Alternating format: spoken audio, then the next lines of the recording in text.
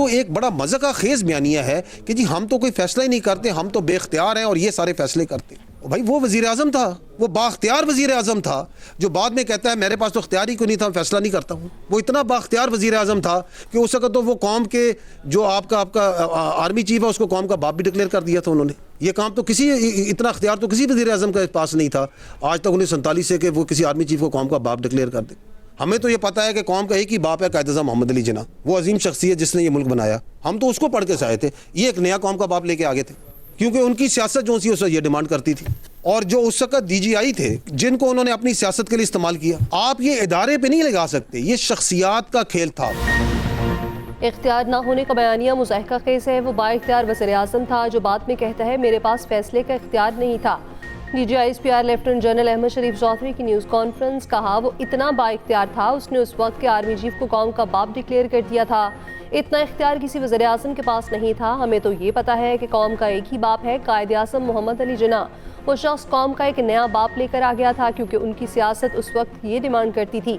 उस वक्त की हुकूमत एक शख्स के गिर्द घूमती थी। हुकूमतें आज भी बाइख्तियार हैं, पहले भी थी। उस शख्स ने DGI को सियासत के लिए इस्तेमाल किया। ये इदारे का नहीं, शख्सियात का खेल था। बदकिस्मती में हमारे मुल्क में इदारे इस तरह से बाइख्तियार नहीं जैसे होने चाहिए, क्योंकि सियासत के जरिए उनको एक वक्त के लिए करप्ट कर दिया जाता है।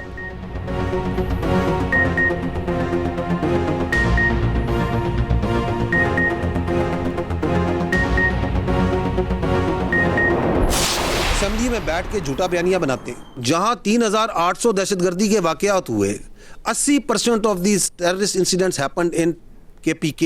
कहते हैं जी कि ये फौज जोन सी है इसको कहीं विड्रॉ कर जाए कि अच्छा जी मिलिट्री ऑपरेशन नहीं करना तो फिर करना क्या है? फिर क्या दहशतगर्दों के पैरों में बैठ जाना है? फिर क्या खारजी नूर वली महसूद को सूबे का वज़ीर आला लगा देना है? क्या उसकी बैत कर लेनी है? फरमा रहे हैं कि हमें अफगानिस्तान मदद करे। ये आपको कोई इजाज़त नहीं दे सकता कि आप अपनी सियासत के लिए, अपने सहूलतकार, पता नहीं किसकी सहूलतकारी करने के लिए आप जो से अपने सूबे को, अपने इलाकों को दहशतगर्दों के हवाले कर दें। मिलिट्री ऑपरेशन नहीं करना तो क्या खवारिज के पैरों में बैठना है? PTI हुकूमत अफगानिस्तान से मदद मांग रही है। KP हुकूमत ने दहशतगर्दों के खिलाफ ऑपरेशन की मुखालफत की। वज़ीर आला KP का बयानिया खुलकर सामने आया। ये असेंबली में बैठकर झूठा बयानिया बनाते हैं। क्या खारजी नूर वली महसूद को सूबे का वज़ीर आला लगा दिया जाए, उसकी बैत कर ली जाए? DGI SPR lieutenant general Ahmed Sharif Chaudhry की कड़ी तनकीद। कहा KP में दहशतगर्दों को साजगार सियासी माहौल फराहम किया जाता है। KP में सियासी और दहशतगर्दाना गठजोड़ नशोनुमा पा रहा है। दहशतगर्दी के खिलाफ जंग के बयानिए से कोई हमें टस से मस नहीं कर सकता। मुल्क की सालमियत और खुद मुख्तारी से बढ़कर कुछ नहीं। किसी की सियासत, किसी की ज़ात पाकिस्तान से बढ़कर नहीं। हमारे लिए तमाम सियासी जमातें, सूबे और फिरके बराबर हैं।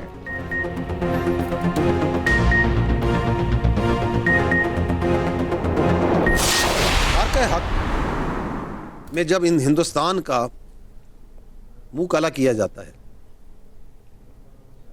और दुनिया देखती है कि किस तरह पाकिस्तान की अवाम बुनियानो मरसूस बन के पूरी रियासत ना सिर्फ उसके आगे खड़ी होती है बल्कि उसको वो ज़रूरी सबक सिखाती है जो सिखाना ज़रूरी था।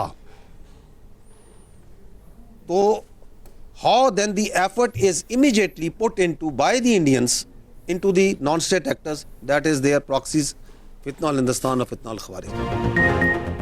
कहा जाता है भारत और अफगानिस्तान मिलकर पाकिस्तान पर हमला करेंगे। आ जाओ, तुम दोनों का शौक पूरा करेंगे। जैसे आना है आओ, एक बार मसा ना करा दिया तो पैसे वापस। वीडियो चलाकर बताएंगे तुम दोनों का क्या हशर किया गया। DGI SPR lieutenant general Ahmed Sharif Chaudhry का कहना है पूरी दुनिया ने देखा कि मार्का हक में हिंदुस्तान का मुंह काला किया गया। ऑपरेशन सिंदूर की कालक अभी तक भारत के मुंह से नहीं जा रही।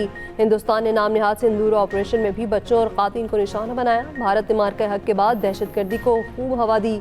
सरहद पार से दहशतगर्दी पर पाकिस्तान को सख्त जवाब देना पड़ा।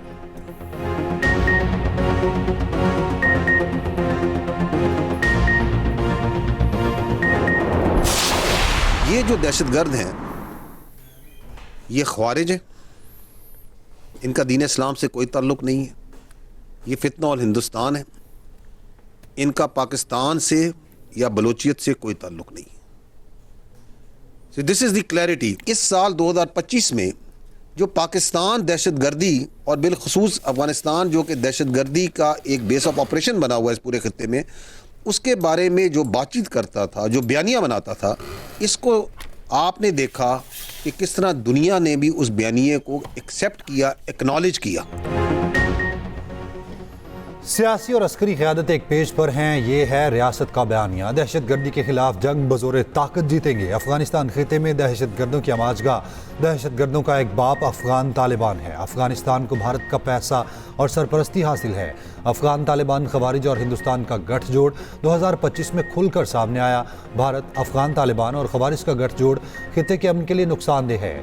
DGISPR lieutenant general Ahmed Sharif Chaudhry का कहना है, फितनल खवारिज और फितनल हिंदुस्तान का गठजोड़ अफगानिस्तान में है। तमाम दहशतगर्द तंजीमें और सरगना अफगानिस्तान में मौजूद हैं।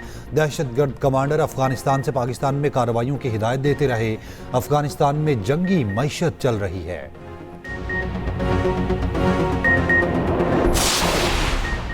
लेफ्टिनेंट जनरल अहमद शरीफ चौधरी ने कहा है, 2025 दहशतगर्दी के खिलाफ जंग में तारीखी और नतीजा खेज साल था। अफगान बॉर्डर बंद करने से दहशतगर्दी में नुमाया कमी आई। पिछले साल 75,175 इंटेलिजेंस बेस्ड ऑपरेशन किए गए। दहशतगर्दी के 5,400 वाक़यात हुए। 2,557 दहशतगर्द मारे गए। कानून नाफिज करने वाले और सिविलियंस के 1235 शहादतें हुई। गुज़श्ता बरस दहशतगर्दी के 10 बड़े वाक़यात में अफगान शहरी शामिल थे। नेशनल एक्शन प्लान बलोचिस्तान पर हुकूमत बलोचिस्तान तेजी से काम कर रही है। 8,601 स्कूल्स की बलोचिस्तान में फंक्शनल कर दिया गया। KP की हुकूमत ने सूबे में दहशतगर्दी के खिलाफ ऑपरेशन की मुखालफत की।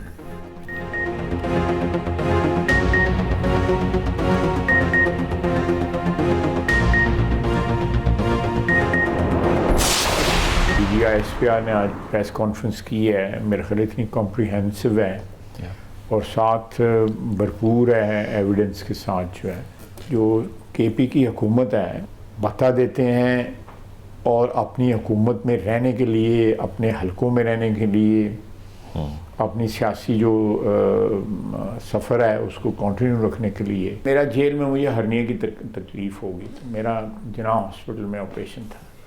जब मेरा ऑपरेशन हो रहा था तो एक बंदे की ड्यूटी लगी थी कि वेरीफाई करो इसको वाकई तकलीफ़ है, और वो वीडियो बना रहा था। उसके बाद जो है जब पता लग गया कि वाकई इसका ऑपरेशन हुआ है तो इमरान खान साहब की इंस्ट्रक्शंस आई कि इसको कोविड की वार्ड में रखो। KP हुकूमत के लोग दहशतगर्दों को भत्ता देते हैं। DGISPR की न्यूज़ कॉन्फ्रेंस सबूत के साथ ही वज़ीर दिफा ख्वाजा आसिफ का कहना है, पाकिस्तान में मौजूद PTI की लीडरशिप नहीं चाहती बानी PTI जेल से बाहर आए। बानी PTI काबिल एतमाद शख्स नहीं। बानी PTI पर कोई एतमाद करने को तैयार नहीं। उनका जामिन भी कोई नहीं बनेगा। बुशरा बीबी अगर बानी की जामिन बनती हैं तो बुशरा बीबी की जमानत कौन देगा? एक्सप्रेस न्यूज़ के प्रोग्राम स्टेट क्राफ्ट में गुफ्तगू करते हुए ख्वाजा आसिफ ने कहा, बानी PTI के दौर में मुझे जेल में हर्निया की तकलीफ हुई। जना अस्पताल में मेरा ऑपरेशन था। एक बंदे ने उस वक्त मेरी वीडियो बनाते हुए पकड़ा गया। ऑपरेशन के बाद जब मैं रिकवर कर रहा था, बानी PTI ने हुक्म दिया ख्वाजा आसिफ को कोविड वार्ड में रखो। ये है बानी PTI की सोच। किसी के साथ सियासी इंतकाम ना लेना, ना लिया, ना उस पर यकीन रखता हूँ।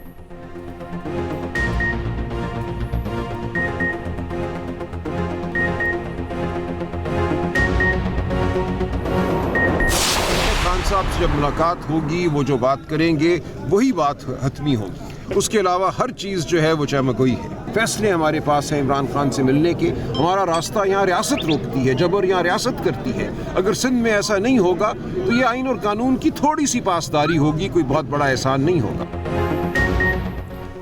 सलमान अकरम राजा का बैरिस्टर गौहर को चेयरमैन PTI मानने से इनकार। सवाल पूछा गया, बैरिस्टर गौहर को अमली तौर पर साइडलाइन कर दिया गया, नया चेयरमैन कौन होगा?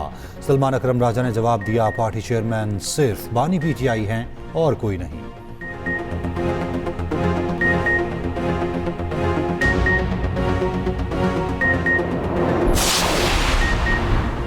वज़ीर आज़म शहबाज शरीफ ने PIA के 75% हिस्से की निजकारी को बारिश का पहला कतरा करार दे दिया। निजकारी कमीशन में इस्लाहात के काम की रफ्तार बढ़ाने की हिदायत। खसारे वाले रियासती इदारों की निजकारी अव्वलीन तरजीह करार। निजकारी कमीशन में मेरिट की बुनियाद पर शफाफ तैनातियाँ यकीनी बनाने का हुक्म। कमीशन को डिजिटलाइज और तमाम मनसूबों का थर्ड पार्टी ऑडिट कराने की हिदायत। पब्लिक रिलेशंस और मार्केटिंग शोबा बेहतर बनाने पर जोर।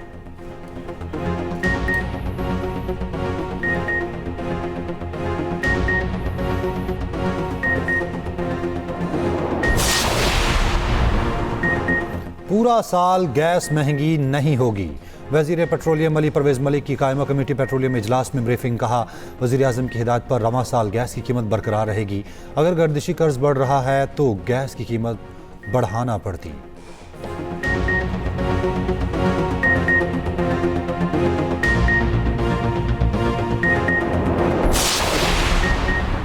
पाकिस्तान और बांग्लादेश के फ़ज़ाई अफवाज के दरमियान दिफाई ताउन मज़बूत बनाने पर इत्तफाक के चीफ ज़हीर अहमद बाबर सिद्धू का बांग्लादेश फ़ज़ाइया के लिए जामिया तरबेती ताउन की यकीन दहानी। बांग्लादेशी वफ़द का नेशनल ISR साइबर कमान और एरोस्पेस टेक्नोलॉजी पार्क का दौरा। ISPR के मुताबिक JF-17 थंडर तैयारों की मुमकिन खरीदारी पर भी तफसीली मुशावरत। सुपर मजाक ट्रेनर तैयारों की तेज़ रफ्तार फराहमी और तवील मुद्दती स्पोर्ट पर तबादला ख्याल। बांग्लादेश फ़ज़ाइया के सरबराह की एयर हेडक्वार्टर इस्लामाबाद आमद। गार्ड ऑफ ऑनर पेश किया गया।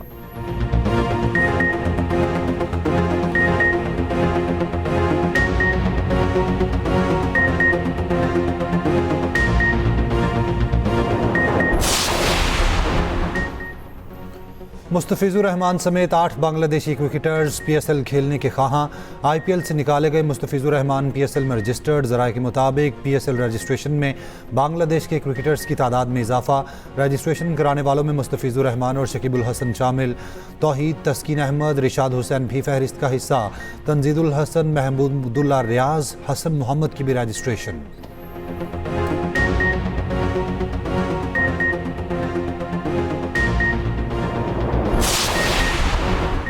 पंजाब के बास मैदानी इलाकों में शदीद धुंध का राज। मोटरवे M1 पेशावर से बुरहान तक धुंध की बाइस बंद कर दी गई। M4 पिंडी भटियां से अब्दुल हकीम तक और M4 M5 रहीम यार खान से रोहड़ी तक बड़ी गाड़ियों के लिए बंद। लाहौर से अलकोट मोटरवे M11 भी धुंध की वजह से बंद कर दी गई।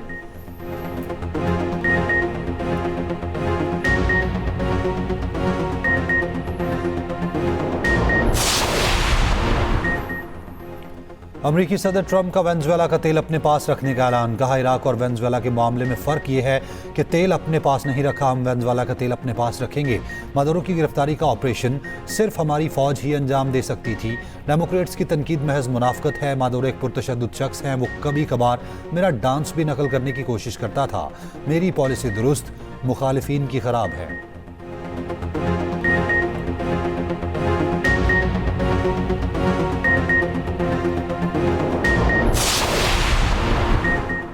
वेनेजुएला के पास 303 अरब बैरल दुनिया के सबसे बड़े तेल ज़खायर मौजूद। अमरीकी पाबंदियां वेनेजुएला की तवानाई बरामदात महदूद कर रही हैं। सऊदी अरब दूसरे नंबर पर ज़खायर 267 अरब बैरल करीब। पाबंदियों के बायस वेनेजुएला को पैदावार और फरोख्त के किन मसाइल का सामना है।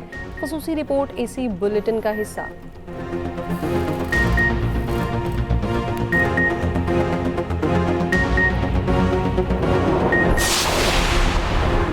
आर्कटिक की सलामती यूरोप और बैनुल अक़वामी सिक्योरिटी के लिए अव्वलीन तरजीह है। यूरोपीय ममालिक और डेनमार्क का ग्रीनलैंड के हवाले से मुश्तरका बयान जारी। कहा, अक़वाम मुत्तहिदा के चार्टर के उसूल हर हाल में बरकरार रहेंगे। ग्रीनलैंड के मुस्तकबिल के फैसले का हक सिर्फ ग्रीनलैंड और डेनमार्क के अवाम के पास है। खुद मुख्तारी और सरहदी सालमियत की अहमियत पर जोर।